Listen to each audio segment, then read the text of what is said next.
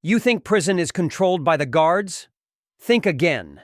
In some of the world's most dangerous prisons, America included, it's not the staff calling the shots. It's the gangs. Organized, militarized, and often better disciplined than the guards themselves. In places like El Salvador, Brazil, Mexico, and even California, prison gangs run internal governments, tax other inmates, control contraband, and order murders both inside and outside the walls. And shockingly, many guards let them. This isn't just corruption. This is surrender, a quiet, often unspoken deal between the state and the gangs. You keep the peace. We'll look the other way. Let's go inside. We begin in El Salvador's infamous mega prison, where President Nayib Bukele's war on gangs made global headlines. But what most people don't know is this. Before the crackdown, MS-13 and Barrio 18 ran the prisons themselves, not just influence full command. Each gang had its own wing, its own internal leadership, even a justice system. They called it La Renfla, a kind of executive board that controlled discipline, economy, and warfare. If you were part of the gang, the guards wouldn't touch you. You were protected. But if you crossed them, your life expectancy dropped to minutes. And in some cases, prison directors negotiated directly with gang leaders to avoid riots. Food, phone access, visits, everything filtered through gang permission. Now, zoom out. In Brazil, the Primeiro Comando da Capital is so powerful it controls dozens of prisons without ever lifting a gun. Guards fear them. Politicians fear them. And their leaders, like Marcola, give orders that reach the streets from behind bars. Inmates who aren't part of the PCC, they pay rent. Literally. A tax to stay alive, to eat, to sleep without violence. Inmates become citizens of a microstate run by gang law. But it's not just Latin America. California, Pelican Bay, Corcoran, San Quentin. The state has been battling this for decades. Inside California's prisons, 4 dominant groups have ruled for years.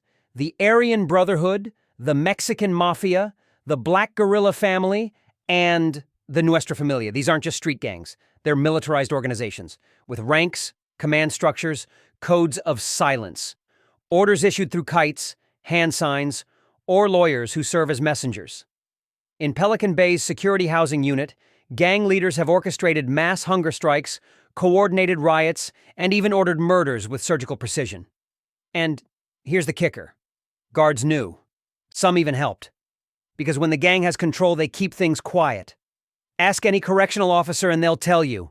The worst thing in prison isn't violence, it's chaos. Gangs offer order. A brutal, bloody form of stability. So in many cases, guards fall into line. They don't interfere when the gangs beat someone. They look the other way when drugs come in. Why?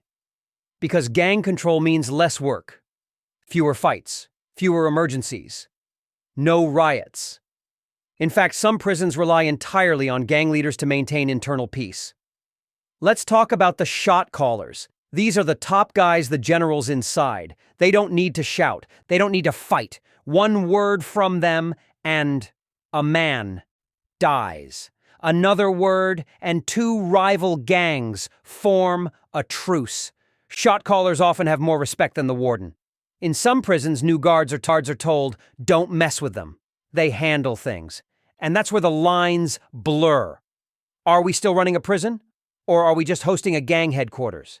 In Mexico, the cartels take it even further. Entire wings of prisons are taken over by Los Zetas, Chang, or La Linea.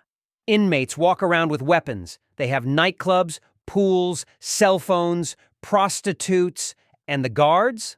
They're just background noise. In Topo Chico prison, for example, cartels installed their own luxury suites, complete with plasma TVs, private kitchens, and zoos. Yes, zoos. When the government finally stormed the facility, they weren't just shutting down cells, they were dismantling an empire. So how did we get here? It starts with overcrowding, understaffing, underpaid officers, and decades of ignoring the problem. Prison systems all over the world have quietly outsourced control to the gangs. Not officially, not in writing, but in reality. They've made a deal with the devil.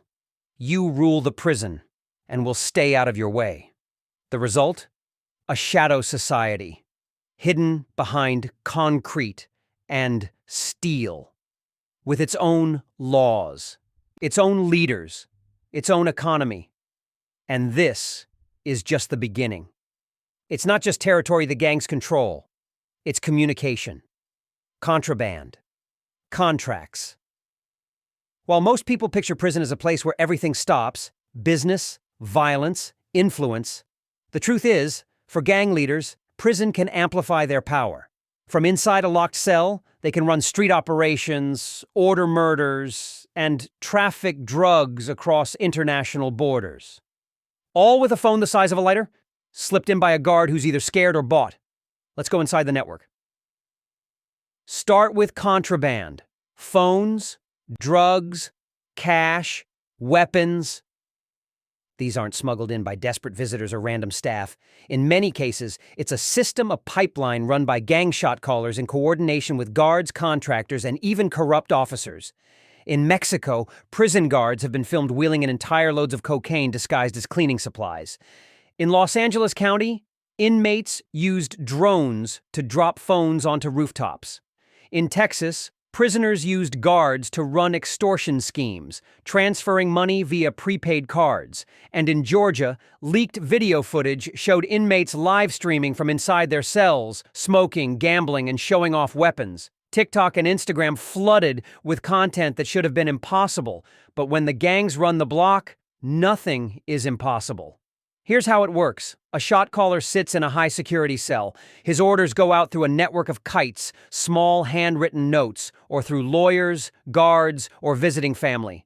These messages travel across states, across borders. A hit ordered in Pelican Bay can be carried out in Bakersfield. A drug shipment in Honduras can be greenlit by a cell leader in a maximum security wing of Guatemala. These aren't isolated incidents. They are logistics chains like a corporate hierarchy, but lethal. And the phones? They're not just for Instagram clout, they're business lines, war lines, lines to the street. Gangs like La AIM and MS-13 use them to coordinate drug drops, plan retaliation hits, even track down witnesses who testified against them. All from the inside, all while serving life.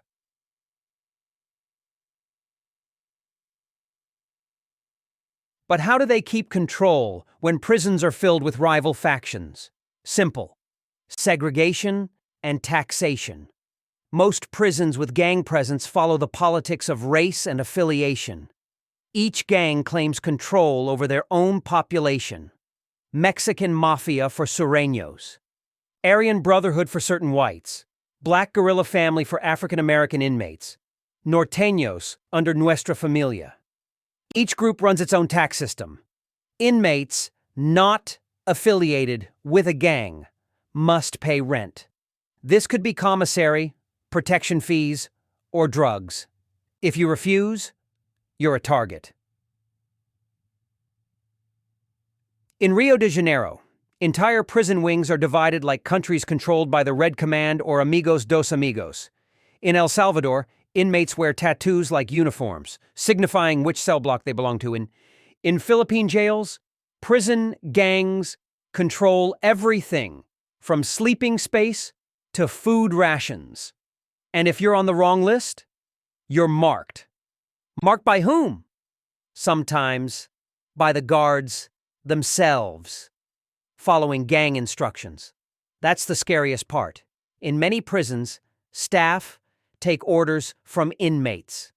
They don't call it that. They say things like, "Who's out? He's got respect. He keeps the peace." We let them handle their own.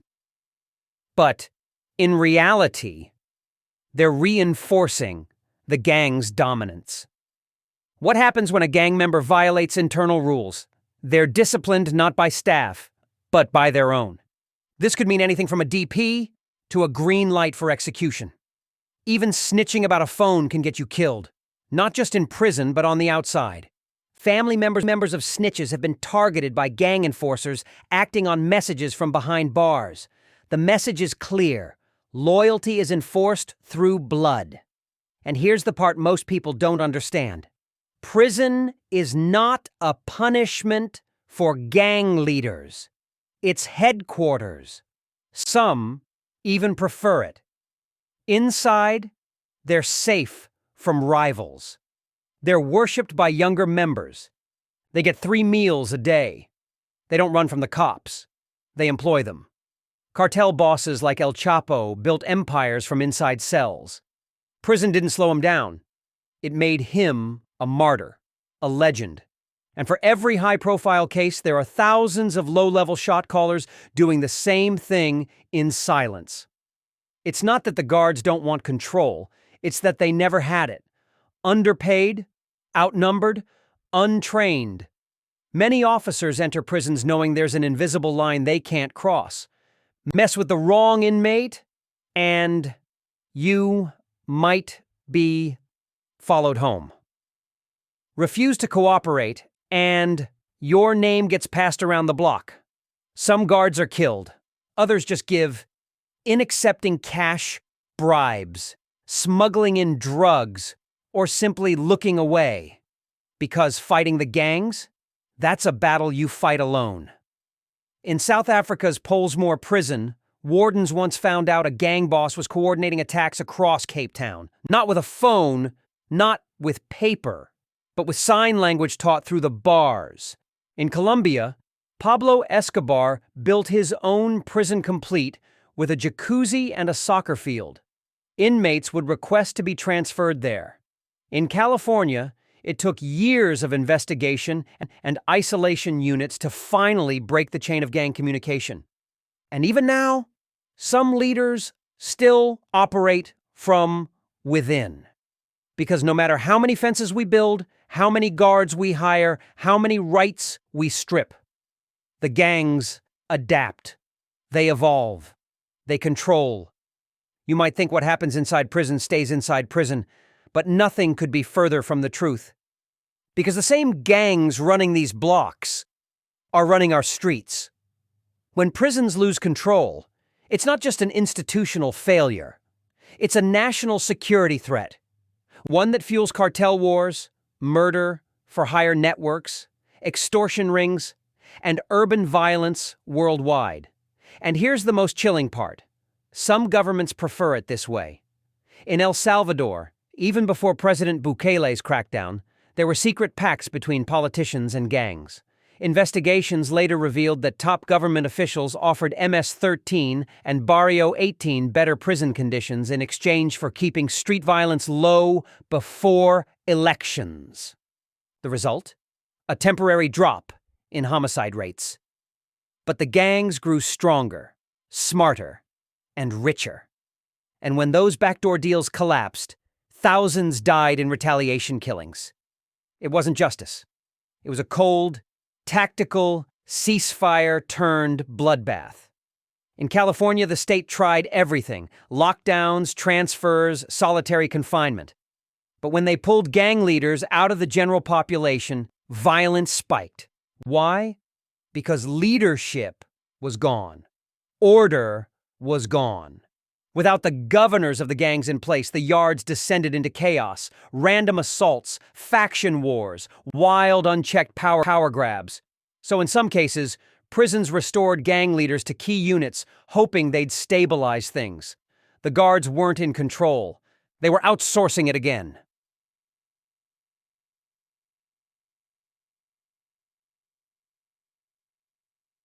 And on the streets, the consequences multiply. A gang leader serving life in prison can order the assassination of a police officer, a rival dealer, or a political figure, all with a whispered word or text message. In Chicago, the gangster disciples maintain strongholds in and outside the prison walls. When leadership shifts inside, neighborhood alliances shift outside. In Honduras, cartels pay for prison privileges by moving drugs across borders. When supply chains falter, gang hits erupt across entire cities. The prison isn't a dead end, it's a command center.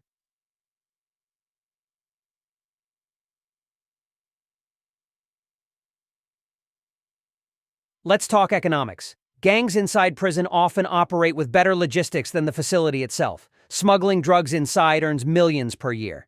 And the profits don't stay in prison. They fund weapons, bribes, safe houses, and recruitment on the outside. An inmate with no money? He's a liability. But an inmate with gang affiliation? He becomes an asset, a link in a larger operation. In some cases, outside street members have to serve time to climb the ranks. Prison becomes a rite of passage, a credential. Do your time right, follow gang protocol, and you come out respected. Mess it up, and you're marked forever. Even law enforcement isn't safe. In Mexico, entire police departments have been infiltrated or intimidated by cartel-linked inmates. In Brazil, gang leaders have ordered mass police killings from solitary confinement. One prison boss in São Paulo famously declared, "We control the streets from behind bars, and we will burn everything down if you try to silence us." They weren't bluffing.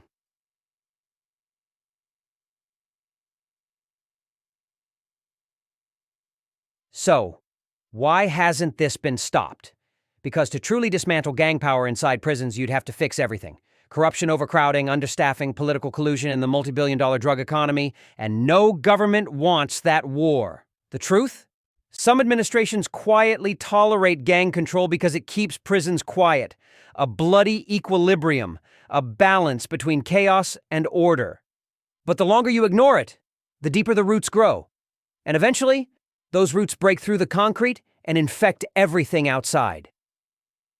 Right now, there are prisons in the United States, South America, and Southeast Asia where gangs rule openly. They tax every item. They dictate every bunk. They silence dissent. In those places, the guards are just background noise. So next time you hear a politician say they're cracking down on crime, ask them this: who runs the prisons? Because if the gangs are still giving orders from locked cells, if they're still shipping drugs and collecting rent and coordinating killings, then we haven't cracked down on anything. We've just fenced it in.